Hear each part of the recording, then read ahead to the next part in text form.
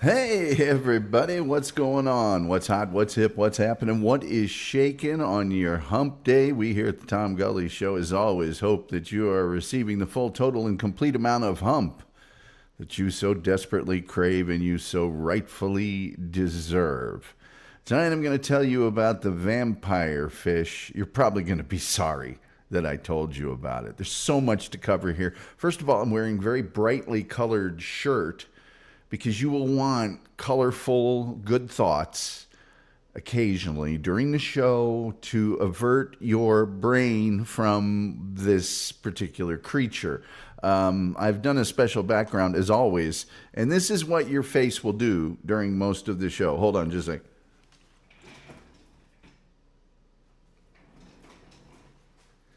That's what you'll be doing. That is what you'll be doing. Say, please like right now, man. Hit that like button, share, subscribe, notification bell, retweet, all the free things you can do to help us with the algorithm, the almighty, all powerful, all seeing algorithm. Plus, we do have super chats, we do have memberships. We love it when you do that. And frankly, I deserve it as battle pay for learning about this fish and telling you about it. And please turn on your gifted memberships. Very generous people come into the room and they will gift you a free membership so you can get that members only exclusive content that we present on the weekends. And and we do have the most cheerful chat room on the internet, as verified by independent sources. Doc says people saying hi to folks in the room. So there you are. World Wide Web Wizard, I can't put that sort of thing on the screen. Sorry, but I do welcome you to the program. Boy. Okay. All right. Let's just get into this. I normally vamp for a few minutes. I'm not doing that. We got to get through this. We'll do it together. We'll do it together.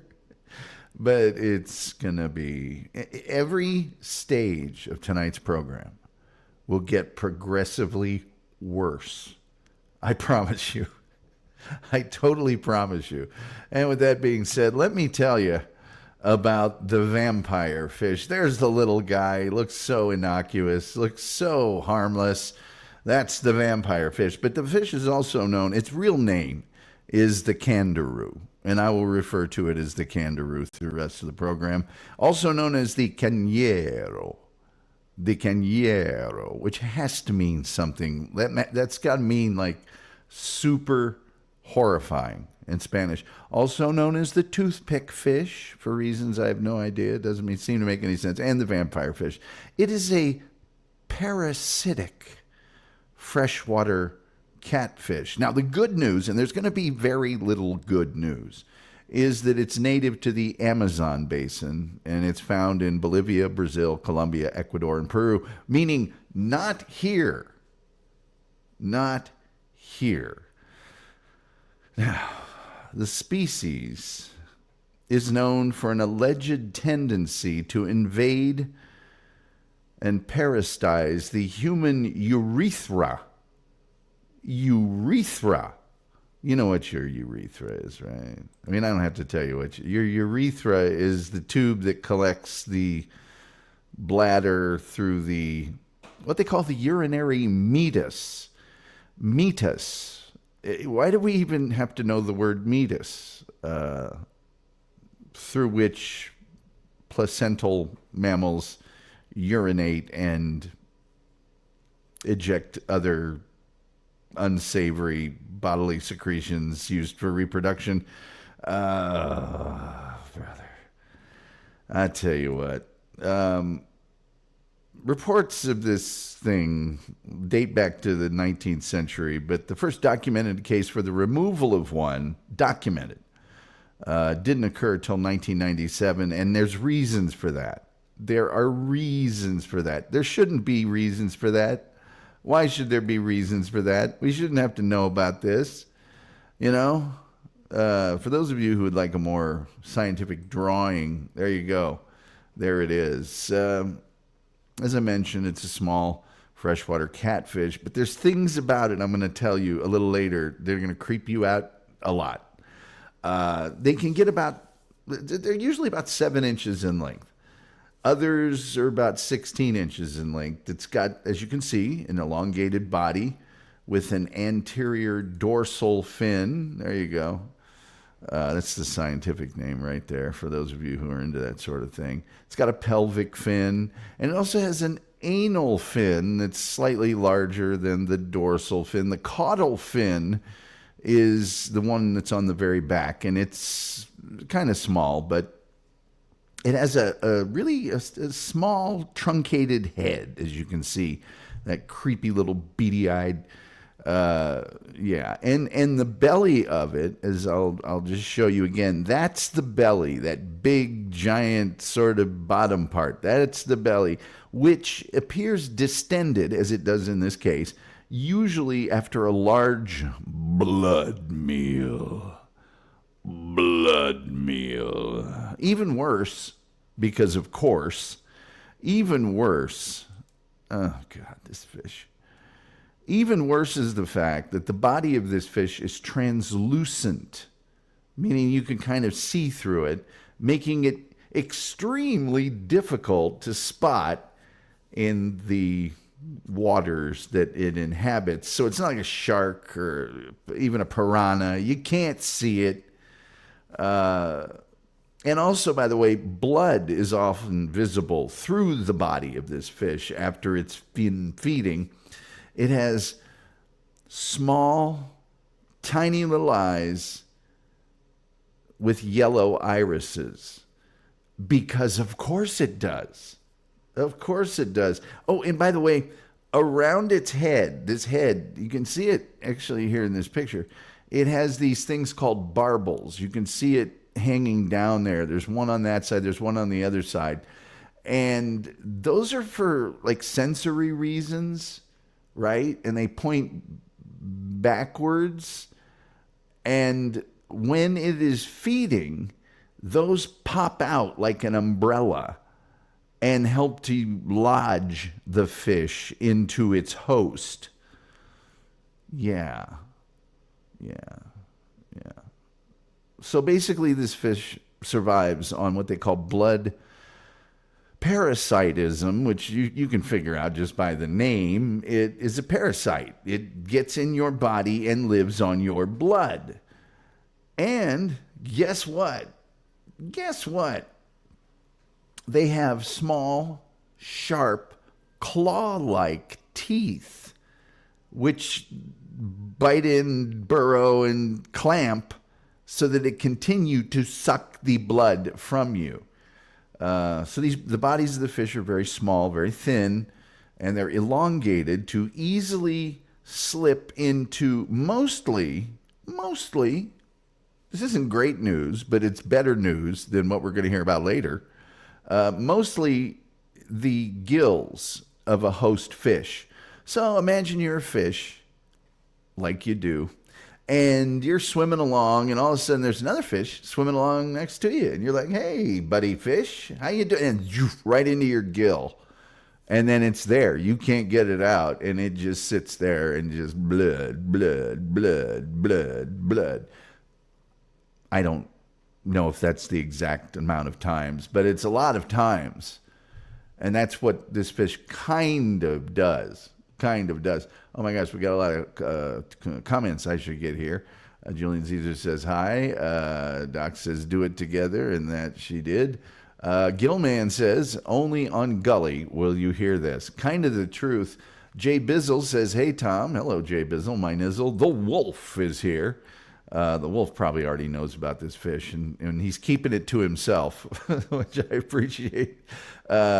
People saying hi. Doc says, urethra. Good, at last. Yes, people saying hi. And Doc says, yellow iris, just like a vampire. Boy, you got that right. So like I said, the Candiru inhabits the Amazon and Orinoco basins of lowland Amazonia. The Amazon. This is another thing. It lives in shallow water with muddy, sandy, or rocky bottoms. So what kind of water do people sort of wade out into? Well, you don't wade out into the middle of the ocean. You wade in the shallow water. The distribution of it is patchy, and it doesn't seem to move very far from its spawning sites. It doesn't move around a lot. Maybe that's good news. I don't know. One of the areas that it is very specifically known to hang out in is the Purus River, Brazil. But this location is very hard to study due to its geographic isolation, and that is common among the Candiru. It's a fish that it exists in these very remote areas, so there's not a lot of occurrences and there's not a lot of documentation. They're remote, they're primitive, they're awful. They're just awful. Wolf says lots of wonderful gifts in Amazonian waterways. Yes, Wolfie, says Punky Bronco. I love you. And yeah, people saying hi. So anyway, yeah. As I mentioned, it's parasitic to the gills. Yes, the gills of most fish. Now here you can see this particular fish. Now this is just the sort of the end of it sticking out, but you can see where one has penetrated the gills of a fish. You can see blood on the table there a little bit, you know. Yeah. And it'll do this to any species, you know. It's not a fish that like says, I like this kind of fish to parasite. No. It's based on availability more so than a specific kind of species that it likes. And it's one of only two kinds of fish with jaws, that is, that feed exclusively on blood. So the way that they feed wasn't really understood until like somewhat recently. Some suggested it uses its sharp teeth to latch onto an artery or vein, and then it stays attached there until it's gotten enough blood, and then it says, oh, that was delicious, thank you very much, my good man, and moves on and continues swimming. Others think that it extracts blood mostly from its host by latching onto the filaments of the gill, and those just kind of bleed. There's not like a vein or anything it can tap into, so it just this sort of ooze blood. And the Candiru just, you know, kind of soaks up the oozing blood and depends on kind of a certain kind of fish with enough blood pressure to supply it enough blood. So there you go. Yeah. And by the way, a lot of people think that by the gill filament method, it ingests large amounts of blood, but it doesn't permanently damage the host. It just kind of damages the host. So more good news. Yeah. Modern experiments have proven that it approaches a host fish by swimming alongside it until it can get close enough to the gills, and then it just forces itself underneath. It's also been seen entering a host through its mouth, but that's kind of rare. So when it gets into another fish like this, and by the way, here it is feeding from the gill filaments of a fish right there. Doesn't that look great? And as you can see, its stomach has been distended. It's filling up with blood. And isn't that good news? Yeah. Yeah, it's a straight tube with the ability to expand, obviously. Yeah. And by the way, this fish, when it latches on, it goes completely limp. So there's not like a lot of fighting or a lot of... It basically incorporates itself pretty well to the other fish and doesn't struggle. It's limp, so it just gets tossed around and doesn't let go. Yeah.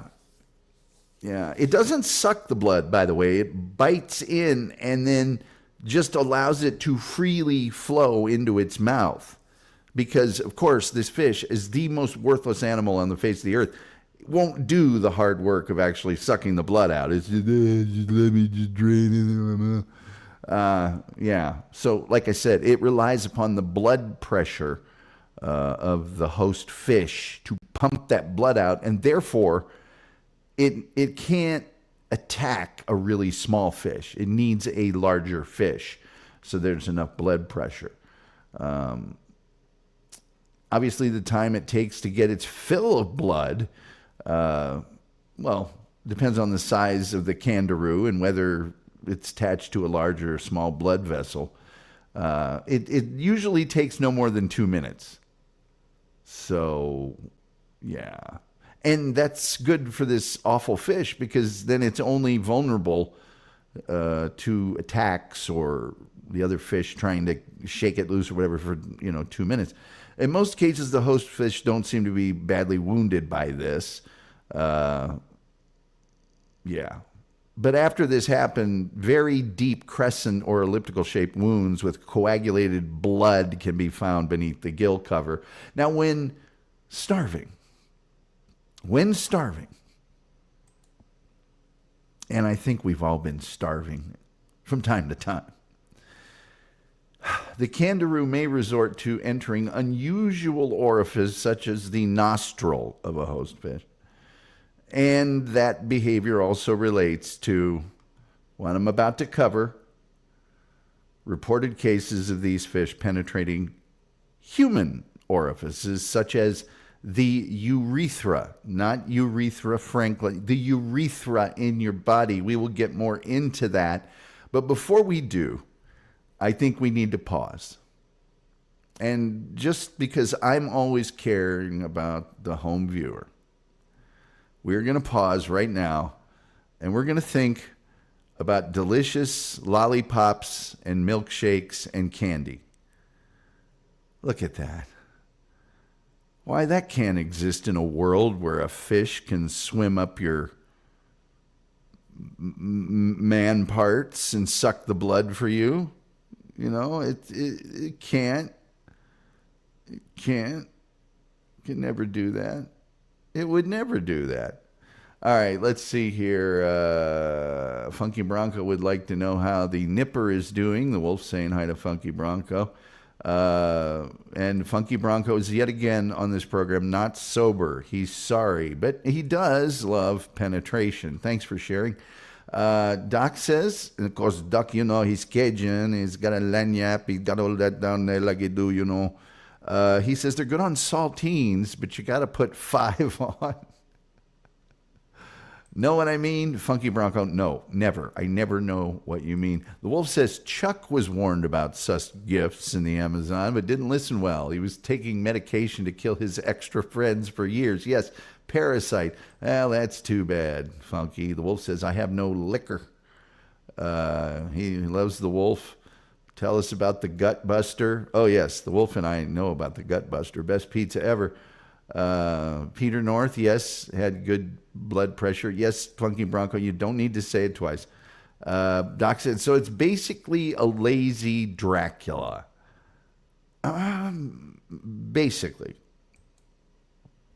Basically. Has everybody gotten a good look at this delicious shake with candy and whipped cream? And in the background, there's lots of wonderful lollipops. Gilman says he'd rather meet Jaws. I said that in the opening, Gilman. And Gilman, I think probably more than any of us, terrified of the Candiru. Has everybody gotten their fill of this? Our pause so that we can continue with more horrifying things about the Candiru. Are we good now? I hope so. Because we're going to continue. I guess I'll just... This one right here would probably be good enough to continue. Anecdotes about this attacking humans are proliferate throughout the ages. But really only one somewhat questionable case has evidence. But that makes sense because these exist in far-flung regions of the world with primitive people and no record keeping and just legend and lore. And Bill told John and Sergio told Arturo. And all right, some of the alleged traits of the fish have been, deemed myth or superstition. But let me just say this. When you hear about the things this fish can and or will or may or maybe even has been rumored to do, I'm not taking any chances. I'm believing the myth and the superstition because the chance of this happening is so great in terms of the results. I'm not doing it. I'm just not doing it. Not happening to me. And you're going to go, ow, in a few minutes. You will, several times during the next 10 minutes, you'll go, ow. So, yeah. We do know that the fish's spines can cause physical trauma. But a lot of scientists say it poses about the same risk of entering a human as any other fish of its size, which is not the most comforting thing in the world. I'm sorry. It's just not. The very earliest published report of a Candiru attacking a human host comes from a German biologist. Now, as if this fish isn't terrifying enough, when you learn that the first person that documented is a German, doesn't that make it a little scarier? CFP von Martius is the name of a German, and he noted this in 1829. The biologist never actually saw it happen, but he was told about it through an interpreter, relaying the dialect of the local people. And these people, here you go, these people reported to a German that men would tie ligatures, pieces of rope, around their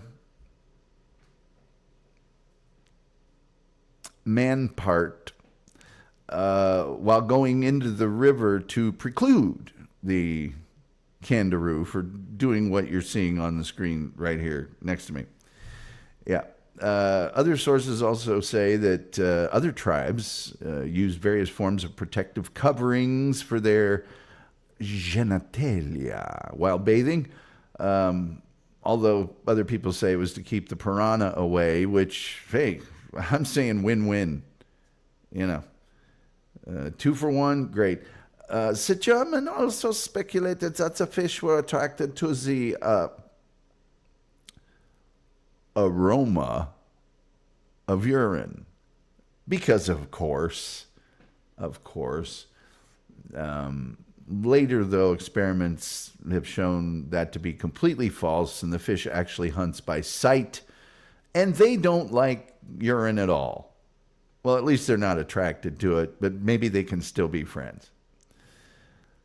Another report occurred in 1855 from the French naturalist Francis de Castellau, and he says that a local Orangue fisherman said it was too dangerous to urinate in the river as the fish springs out of the water and penetrates into the urethra by ascending the liquid column of, well, what some have termed wee-wee. While Castellau himself dismissed this claim as absolutely preposterous. This is absolutely preposterous. And the fluid mechanics of such a maneuver defy the laws of physics. It remains an extremely stubborn myth about the Candiru. And the real observation is that the fish will gather at the surface near where somebody's tinkling, and they enter there because they have been agitated by the noise and the water being disrupted. Yeah, because they hang out in the shallow water. In 1836, Edouard Popping documented a statement by a local physician in Para, known only as Dr. Lacerda. I'm always a little bit intimidated when the text reads, known only as. Anyway, he offered an eyewitness account in a case where a Candiru had entered a human orifice.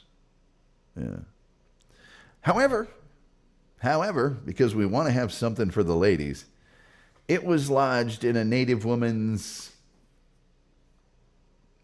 vajaya rather than a male urethra.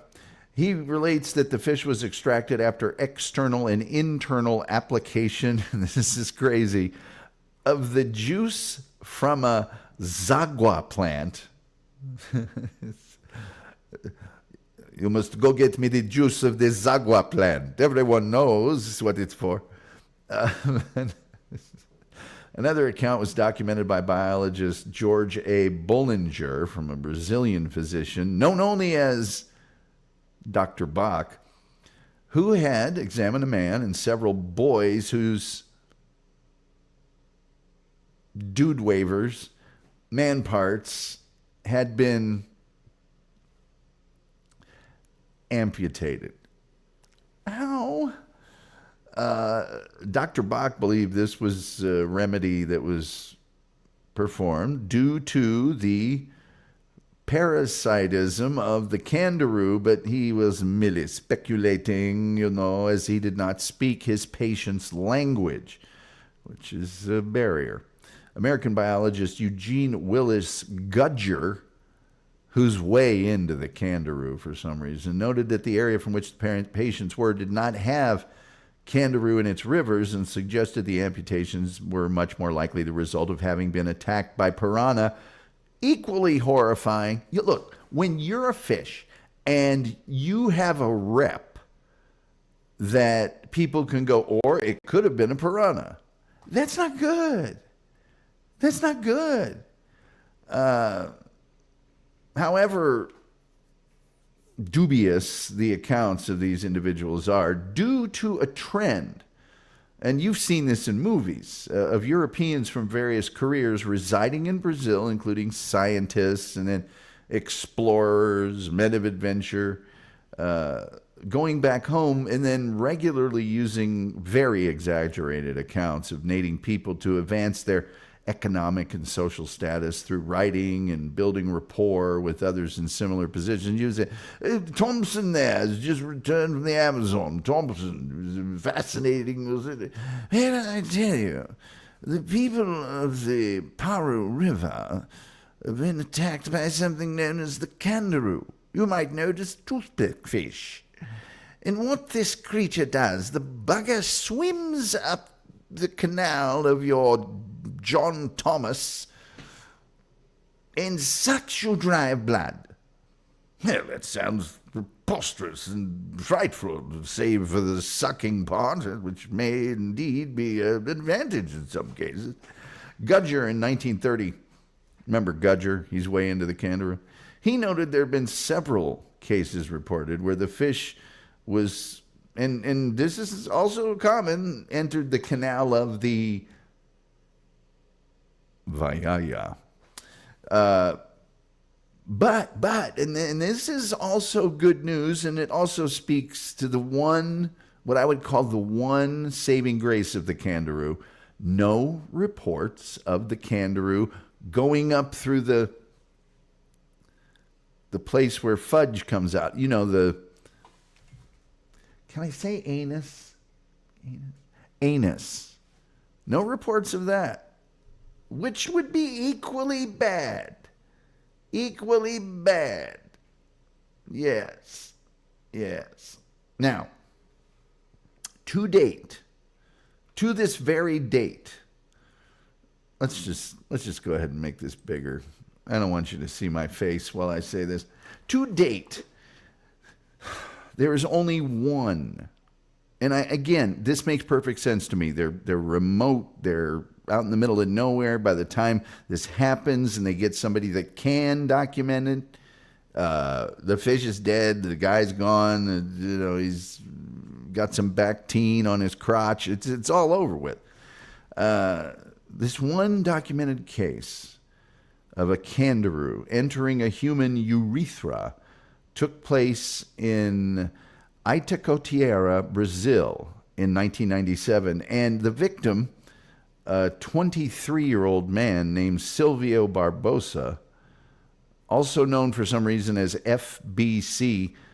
And by the way, if this happened to me, I would be like, look, you can come, you can document it, but you're never going to publish my name, are you?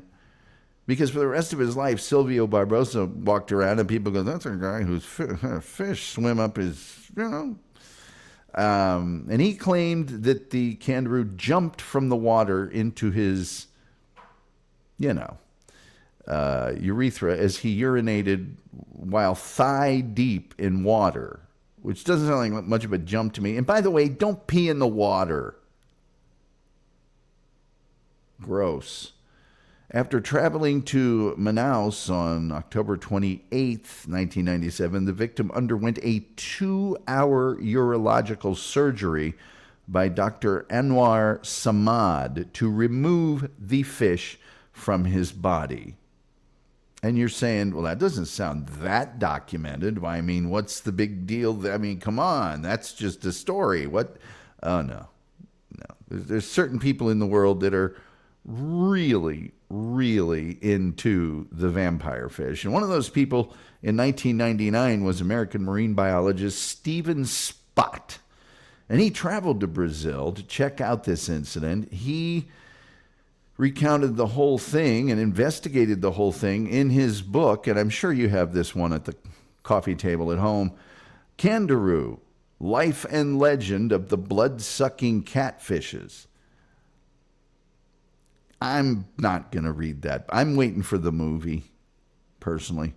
Spot met Dr. Samad in person and interviewed him at his practice and at his home because, look, talking about a fish being cut off of a guy's wing-wang is something you invite a guy to your home for.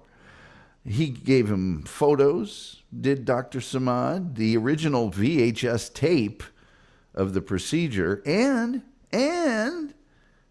the actual fish's body preserved in formalin. Yes, formalin. You know what that is, right? Formalin. It's stuff you preserve things in, obviously. And by the way, he donated the preserved body of the fish in formalin to the National Institute of Amazonian Research. So, hey kids, get in the car. We're going to the National Institute of Amazonian Research. You're finally going to get to see that vampire fish. Spot and his colleague, Paulo Petri,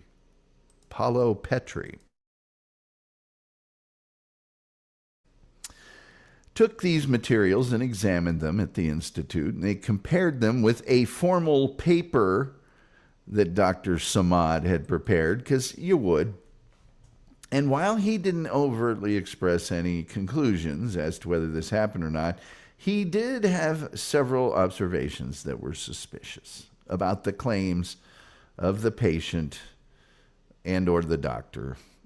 The patient claimed the fish darted out of the water up the urine stream and into his urethra. That's the legend, and it's a myth. It's been a myth for centuries. You can't do that. It's not physically possible. The fish was, relatively large Candiru. Its head had a diameter of about 11.5 millimeters, which is about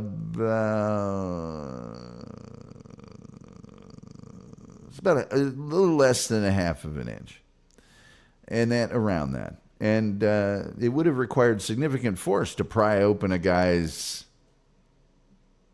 opening. And the Candiru doesn't have anything that would help it do that. There wouldn't be enough leverage. You wouldn't even have the water that it could use as leverage and all that. Samad's paper says the fish must have been attracted by urine. That's been discredited since 2001.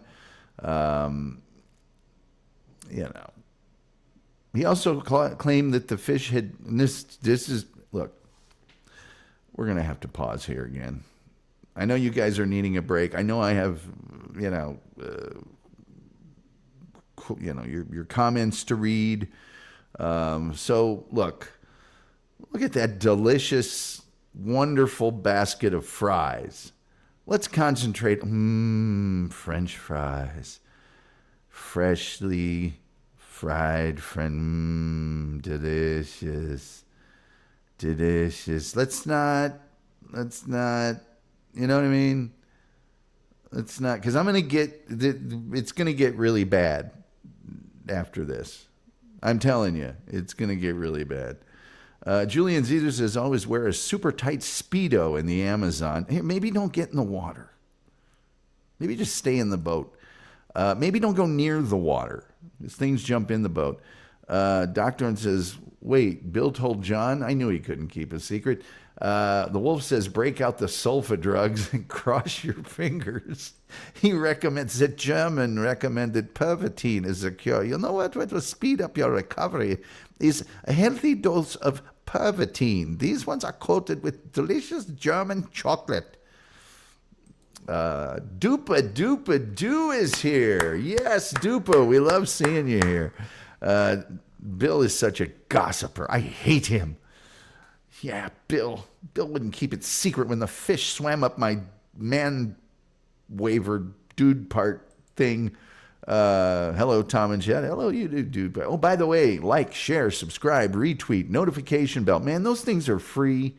Please, please, please like at least. Come on, man. That helps us with the algorithm, the almighty, all-powerful, all-seeing algorithm. And we have super chats, and we have memberships, and we love it when you avail yourselves of those. Frankly, and I don't say this very often, I have earned a lot of super chats and or memberships for this particular show. I'm not Aaron Imholt. I don't put a lot into that. But this one, yeah, I think I got it coming. I think you do too, mind you. But you can leave. I can't. And then please turn on your gifted memberships in case some generous soul decides to bestow you with the gift of a Tom Gully Show membership, a focal point of praise and pleasure, sure to add a glow and charm to any room. Let's see here. The Wolf says, people saying hi. We do have the most cheerful chat room on the internet, as verified by independent sources. Let's see here. You drunk? Bronco, not everybody's goal in life is to be blotto during this show. Julian Caesar says, tie some garlic around your vulnerable area. Well, that might just attract them. Who doesn't love garlic? In fact, garlic and Parmesan on these fries would be delicious. Not drunk, Funky. Doc says, mast is a more YouTube-friendly term for guys' equipment. I'm going to use that one for the rest of the show, Doc. Thank you. Funky Bronco says, doo-ba-doo-ba-doo. People saying hi. Stribs is here. H2BH. Right back at you, Stribs. Right back at you. Funky Bronco, you like Zagwa plant juice? Who doesn't?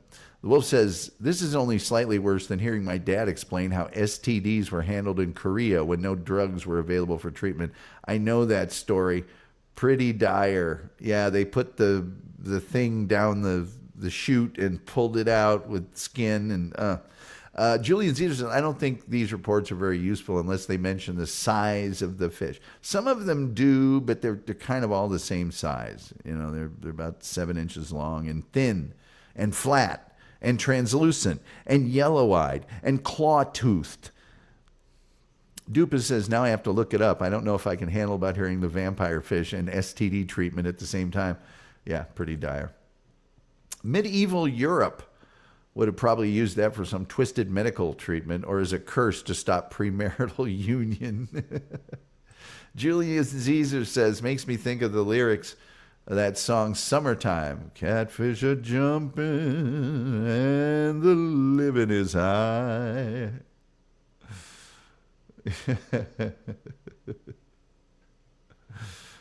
Oh, brother. Wolf says you should show pizza ads like at the drive-in movies. I do love fries, though. I do, too. I got some here. I wasn't going to have them tonight, but now I've been staring at that, so I might. Dupa says, Tom, don't go in the water. Reminds me of John Pinette's bit about Jaws 2. It's really simple, people. Don't go in or near the water. You got that right, Dupa. The Doctorn, thank you for the $2 because Tom did go research this. Julian is laughing. Yeah, man, I got it. I mean, and usually I don't say nothing, but man, I got it coming. This is battle pay. It really is. Is everybody kind of reset here? Is everybody kind of back into a normal? Okay, have you had a chance? Kind of a sorbet, kind of a cleansing of the spiritual palate. God, I hope so, because this next part, it ain't gonna go well for any of us. It really isn't. Okay. Back to the horror. Okay. Remember Dr. Samad? Remember him? Well, he claimed that the fish had chewed its way through the ventral wall of the urethra into the patient's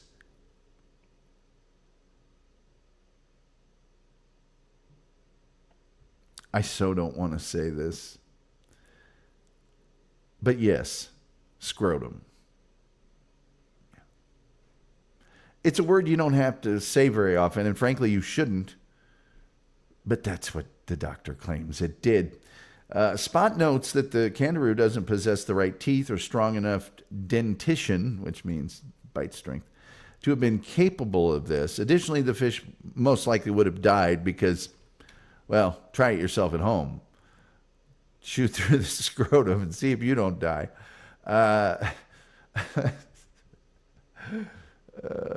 Dear. And the reason for that is it would have suffocated. There's no fresh water in the average. You know the word. I said it just a couple of seconds ago. There's no need to beat that thing to death. That's painful too. The doctor, Samad, also claimed he had to snip the Candiru's grasping spikes off in order to extract it, but the specimen that was provided had all of its spikes intact.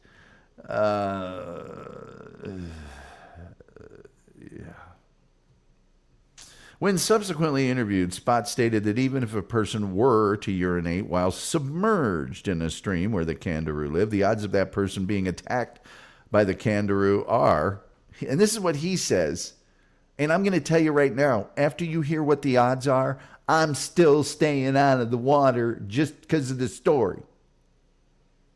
And I don't believe in conspiracy theories, and I don't believe in old wives' tales and all of that. I don't believe in any of that. But in this case, I'm not taking any chances. He set the odds of being submerged in the water and having a Candiru swim up and go, look, I'm going in there. We're about the same as being struck by lightning while being simultaneously eaten by a shark. And I say to you, hey, it could happen. It could happen. Yeah. Anyway, the Candiru was discovered in the early 1800s by Andre Rodrigues Ferreira, a native Brazilian scholar who was actually studying under an Italian naturalist, Professor Domingos Vandellia, of which the fish would be named after later, scientifically. The Spanish name of Candiru is a derivative of carnero, meaning flesh eater. Flesh eater. One of the most well-known scientific mentions of the Candiru appeared in the American Journal of Surgery, published in 1930, summarizing the supposedly centuries-old tale of a fish that penetrates the urethras of nude bathers in the Amazon. Yeah. As I was saying, the remote habitat of the Candiru, as well as the indigenous cultural customs surrounding its location, meaning probably, cannibals and stuff, make it difficult to study. The number of them that are out there is unknown. Which is another reason I'm not going in the water. Yeah. But there, importantly, are no conservation efforts being made to protect the fish. No. Guys are walking into the water, covering up their...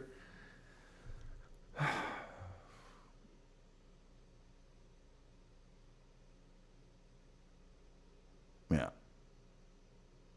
One of the main habitats is that Purus River that I mentioned earlier, and it's currently the main source of fish for human consumption in the most populous city of the central Amazon, Manaus. This creates a huge pressure on fish stocks, which may be indirectly affecting the Candiru by depleting the population of potential fish hosts. And nobody cares because this fish is truly, truly, truly awful. Just awful. And now that we're through that,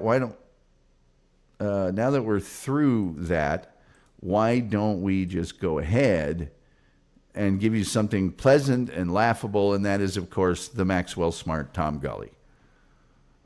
Thank you. Thank you. And let's get through some of these comments, and I will open up the phone lines, but let's get through some of the comments. Let's see here. Doc says, I'm from the Bayou. How normal do you think I am, me? I don't know. The doctor is drunk, says Funky Bronco. I declare the doctor a drunkard. Funky, you're the one that's... Never mind. Doc says, I made no claims, by the way. I made no such claims, you know. Dupas says, Funky Bronco, exactly how much have you had to drink today? And Funky says, I've had 15 beers. Oh, boy. Funky Bronco, my man. Come on, man. I've got 4 more Guinness on the way via DoorDash. Look, I'm a drunken alcoholic. Well, those are usually the kind. The Wolf says, only 15 beers and you're hammered? Yeah, the Wolf can drink way more than 15 beers. Doc says, he's a lightweight Wolf, you know. The Wolf says, sorry, I generally use a 44-ounce mug nowadays. I bottle mine in 2-liter bottles. Dupa says, why go in the water? Exactly. There are swimming pools, for crying out loud. If you go to a nice hotel, there's a swimming pool. The Wolf says, I never do, Dupa. I did windsurf in Great White Shark-filled harbor. Wow. Doc Torn says, I think Death Clock made a song about why you should go into the water, Dupa. You shouldn't. When I was a kid, we had a little river on some property that we had. It was more of a creek, but it was called a river. And I would go in that, and we would catch crawdads sometimes and stuff. But mostly I was on a boat, you know. And I think I went into the Gulf of Mexico one time. But that was because I was with a hot girl and she wanted to go out there. So, sometimes when you're with a hot girl, you do stuff that you wouldn't ordinarily do. But I don't mind boats. I'll go out in a boat. I'm not crazy about it, but I'll do it. It's fun. But I'm not getting in the water. I'm not getting into a natural body of water. Creatures live there. There are creatures there. Who needs that? By the way, 972-994-6822 is the number to call if you'd like to. We got another 10 minutes or so left in that show. Julian Zezer says, I've come back from swimming and found leeches on myself. Exactly. Fresh water, mud, sediment. Ugh. Ugh. Things live in there. And the things that live in there go to the bathroom in there. Just saying. Super chats, memberships, please, for the love of God. But you gotta like it, you gotta share it, you gotta retweet it. Please do all that stuff. We desperately need that on the program. We desperately need that, and we need the money too, for crying out loud. On this one, do you know how much Lysol I'm going to have to wash and scrub the back of my neck with turpentine and a steel brush, for crying out. And then there's the nightmares. Doc says, I thought creatures only came from the Black Lagoon. Well, no, they're just being specific. This is the creature from the Black Lagoon. Your lagoon may have other creatures. Gilman says, have you never been noodling, Tom? You would love it. I have been noodling. And I've noodled successfully. Doopadoo says, Doc, I'll check out Go Into the Water after the show. God, just don't go in the water. Don't go in the water. Best case scenario, what's the victory of going in the water? A swimming pool, better still, a hot tub, yeah, all day long. I used to be a pool service guy when I was in college. In the summers. The greatest job of all time. I wish I had that job now. I should ask my next door neighbor. He has a pool service business or truck or whatever.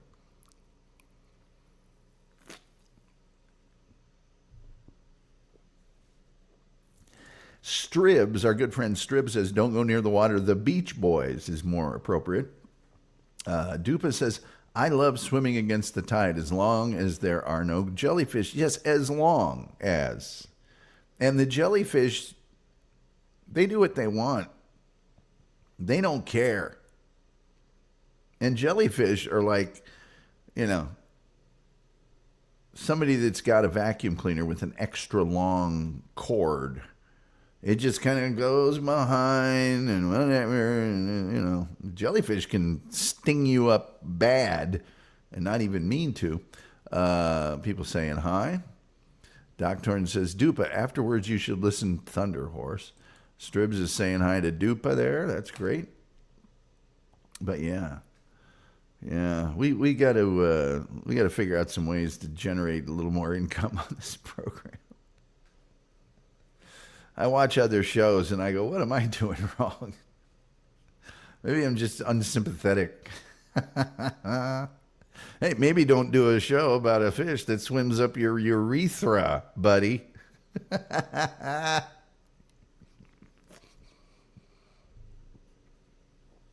Maybe you'd get a few more donations. Doc says, why is it we got them jellyfish, but we ain't got no peanut butter fish? Because the jellyfish killed them all. Man, I have seen some people just get man, I saw it was probably a late junior high, early high school girl when I was in Florida. She ran across a jellyfish. Pretty sure this is where it was. I could be wrong. She ran across a jellyfish and got tangled up in it. Like legs to over her shoulder. And I mean, guy got some rubber gloves and took it off of her. She was just in horrible pain. These giant welts. It was terrible. It was terrible.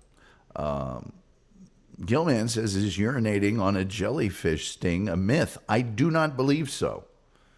Let's find out, shall we? Why do I get messages during the show? Do I need to just, I'm asking you guys, I don't care. Do I need to bring a plate and shake a tambourine and do all those things other people do?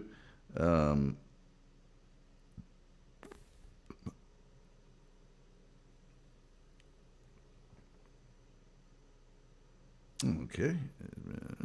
No. Okay, here we go. No. Urinating on a jellyfish sting is not helpful and can make the sting worse.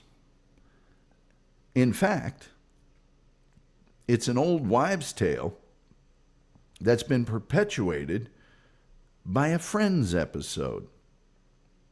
By the way, urinating on a Candiru, also not helpful. Urine can cause the stingers to release more venom, which can increase the pain. There's no scientific evidence that this helps. The things that you're supposed to do is rinse with salt water, and that can deactivate the stinging cells. Rinse with vinegar. Some, jellyfish stings are alkaline, so rinsing with vinegar can help. Remove the cells. Use something like a credit card to carefully remove the stinging cells. And then, of course, the always popular seek medical attention, which is, it's just a good idea always. Seek medical attention. Lenny Waves is here. Hello, Lenny. H2BH. Don't put a fish in my dillikins. That's the name, is it? I thought it was Dude Waver. Doc says, I think you got to pour vinegar on them jellyfish sting. Yeah, you can do that. You can do that. But anyway, folks, I am so sorry about tonight's show. And I mean, let's just think about that. Delicious milkshake, candy treat, wonderful. And then those fries. And we'll put it all past us. Tomorrow night, by the way, overrated, underrated. By the way, don't be surprised if the Candiru is on the list. Don't vote now. Don't vote now. Yeah, there we go. Say, let's see here. I'm going to get rid of this guy. Remove from studio. And I'm going to add this guy right here. Yeah, there we go. This goes out to my good friend, the Doctorn, who is the person tonight that did donate a little bit to the Tom Gully Show. Appreciate that, Doctorn. It was very, very nice of you. So you got the point. That's right. It's not too late to get the point. You got about another 3 minutes. I see Doc says, I think you got to pour vinegar on them. Well, I already covered that. I've already covered that. But there you go. There's the point. It's got the ring in it. It's got the forehead lines. Okay. There we go. There we go.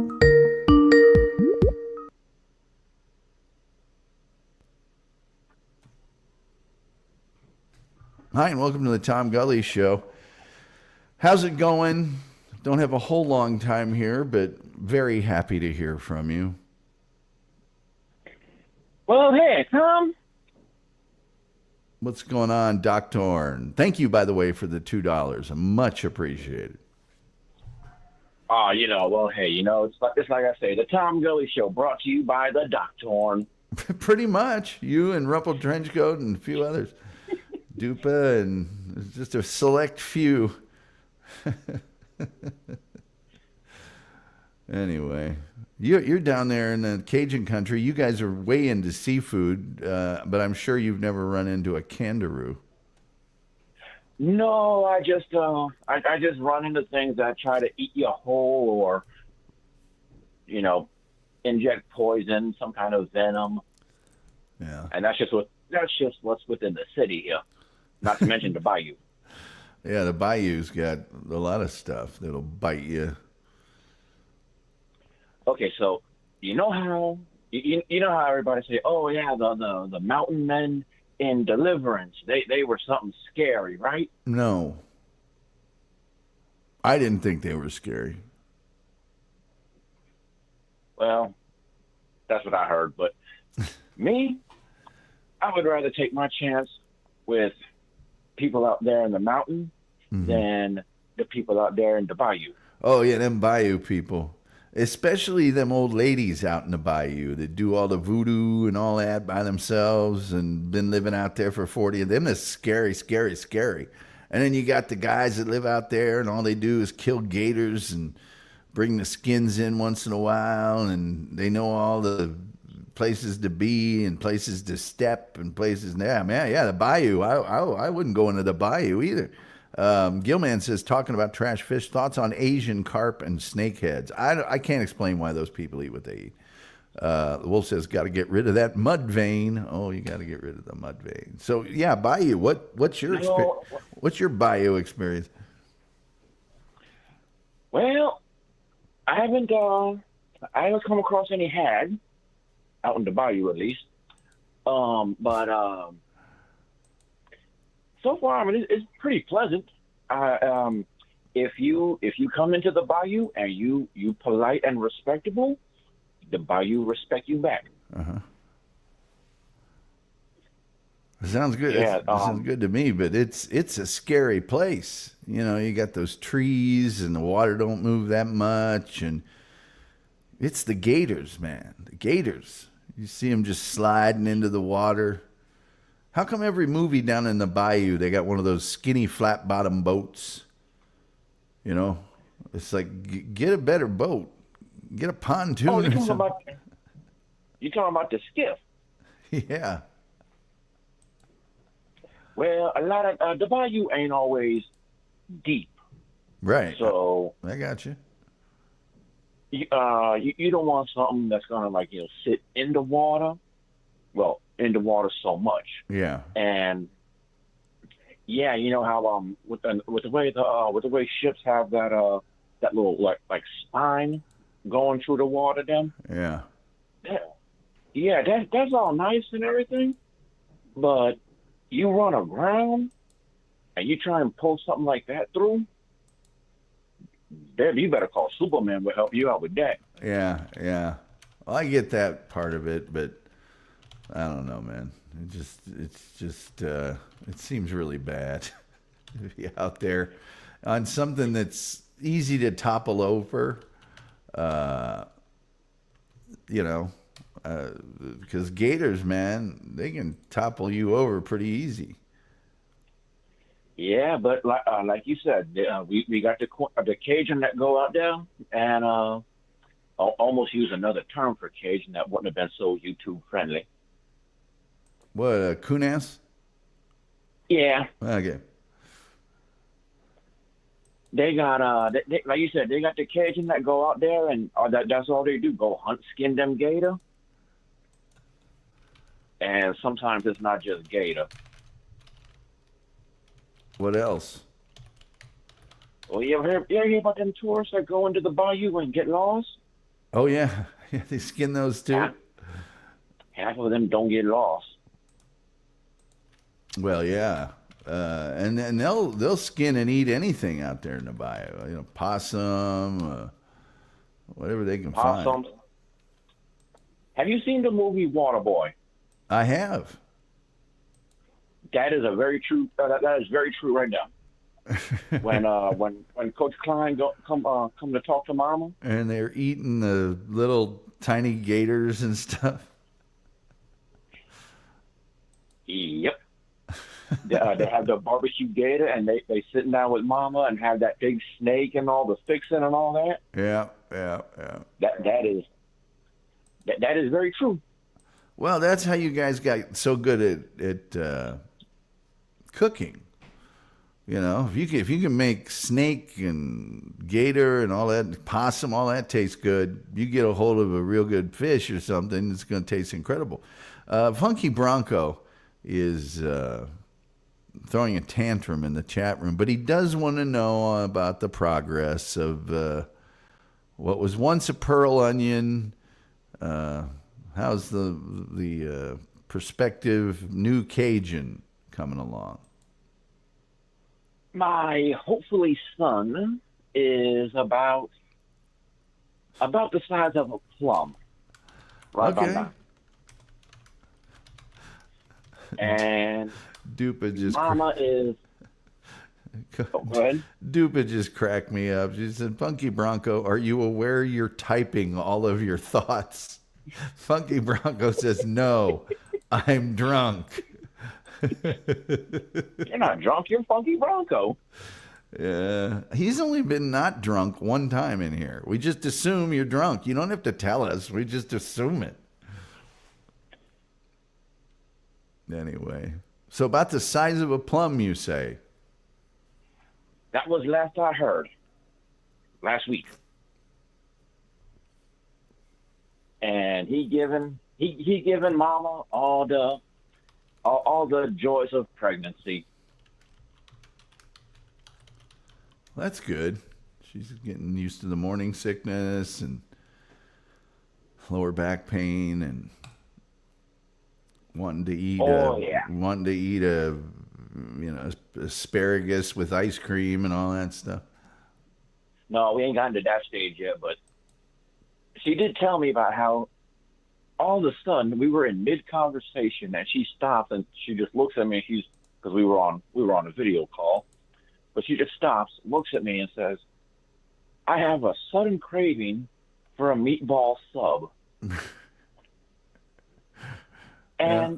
And what was really funny, it was not from up where she's living right now. It's from a muffalata shop down here. That's where she wanted to get the sub. Wow, good muffaletta or a po' boy. Mm.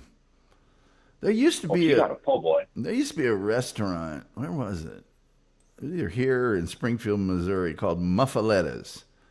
And I always thought muffaletta, nah, it doesn't sound that good. And I even saw what was on it, and I went, man. And then I had one and went, this thing is incredible. Absolutely incredible. How far along is she? I mean, what are you, about 3 months? Um, just started the second trimester. Oh, okay. So, yeah, you're into the fourth month. Um, the wolf says, I must be pregnant. I always want a meatball sub. Ladies and gentlemen, the legend that is the wolf. Exactly. Exactly. Anyway, well, man, I appreciate you calling in. I especially appreciate the $2. We made $2 tonight after all the, I've got to be making at least 75 cents an hour on this thing. The 75. Yeah, it's pretty good. But my hope is that you don't run into a Candiru anytime soon. I don't know, Tom. I mean, with the way the bayou, I mean, we eat everything in the bayou, and the bayou trying to eat everything, already, even us. I don't think they would survive out here. No, probably not. The nutria would eat them. Man, If the Rougarou ain't behind them. the nutria that you guys have out there, those giant rats. I went out to Festival of Acadienne, and this has been 10, 15 years ago. And went to a little park there that had a little lagoon and some things running through it. Man, the place was thick with those. And they are nasty creatures. They got that thick, tough hide, and they're not even good to kill and eat. They're everywhere. Absolutely everywhere. I mean, you do got to get at least a good like 15, 20 for a decent gumbo. that just might be me. 'Cause I like my gumbo pretty meaty. Throw a little lagniappe in there. Yeah, I hear you. I hear you. Well, anyway, Doctor, and I got to get out of here. So I do. All right, Tom. Well, hey, this was fun. It was fun. It's always fun when you call in, man. I appreciate it. I appreciate it. And you call in anytime. Well, I try me. I try calling me, and sometimes I get a little excited. I gotta remember to suppress that accent, so everybody, all y'all understand me what I say. Yeah, I understand you. I like Cajun accent. So, oh wow, Strib's here. Look at this. $5 Canadian. You'll be spending that soon when you move up to Canada for your lady. He says, best to exchange this Canadian before it drops value this weekend. Exactly. Thank you, Stribs. Man, I appreciate that, Stribs. Especially after the videos you made about me. But no, Stribs is cool. Anyway, hey, man, thank you. Thank you for supporting the show. You're always great, and we'll see you later. Oh, Tom, I'm good. You're great. Yeah, I'm not nothing. Anyway, we'll talk at you. All right, be easy, Tom. All right, you do the same. Bye-bye. That's the great Doc Torn. He's always funny everywhere. He's funny in the chat. He's funny in the phone calls. He's just funny. Funny man. All right, phone lines are closed. What do we got here on our way out? Stribs for the win. Yes, thank you, Stribs. Let's see. I'm going to leave all that talk out of here. I don't need that right. Man, I can't deal with it. Can't deal with unrest and bickering over things that I don't. Look, I'm just trying to deal with this fish that swims up my yang yang. All right? I mean, it's been a rough day. Anyway, man, tomorrow night is overrated, underrated. By the way, big news. Monday night on this program, we will have a very, very special guest star. And that special guest star's name is Metal Maiden Vicky of Metal Maiden Vicky's Sonic Euphoria on SonicAsylumRadio.com Monday night. Ought to be a good one. Don't know if we'll have her on camera, but we will have her here as a guest. So, let's see, Dupa, and she is quite correct. She says, it's always a good time when Doc or Wolf call in, and it is. It is. We have some great folks that call in. It's great when Terry Nee calls in. It's great when the Trolls call in. The one person we really need to call in, though, Dupa, is... Yeah, that's it. Dupa says, Vicky, yes. Oh, the Wolf says, I've been listening on Saturday. Great show. Get into that chat room. Get into that chat room. She'll talk about you. She'll talk about you. She'll play a song for you. Maybe she'll throw down some Billy Cobham. I don't know. Anyway, with all that being said, I'm looking at that old clock on the wall, and it says, well, like the Reverend Al Green, it's time for me to get on up out of here. You don't have to go home, but you can't stay here. And the only thing left to say is, well, till next time. We'll see you next time.